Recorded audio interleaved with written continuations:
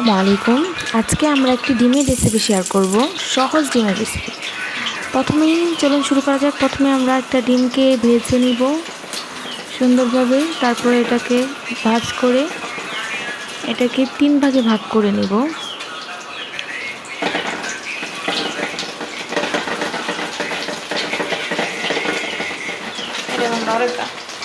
তারপর 3 ভাগে ভাগ করার পর এটাকে উল্টে নিব, তারপরে উঠিয়ে নিব। তারপর আমরা আরেকটি ডিম ভেঙে সেটা দিয়ে দেব। তারপর সেটাকে উল্টে ভেজে নিয়ে 3 ভাগ করে উঠিয়ে নেব।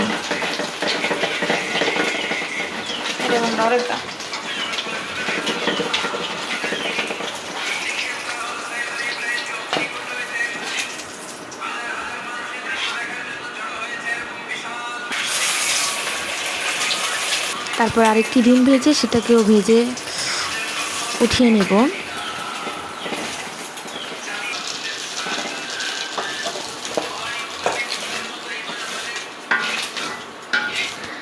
তারপর এখানে আমরা কলাগুলোকে ভেজে নেব।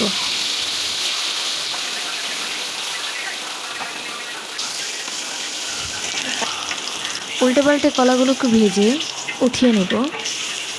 তারপর এখানে আমরা আলুগুলোকে ভেজে নেব, সেগুলোকে ভালোভাবে ভেজে উঠিয়ে নেব। তারপরে একটা কড়াই বসিয়ে দিব, সেখানে আমরা তেল দিয়ে পেঁয়াজ দিয়ে দিব। পেঁয়াজগুলো একটু হলেই তারপরে হলুদ, মরিচ, লবণ দিয়ে দিব।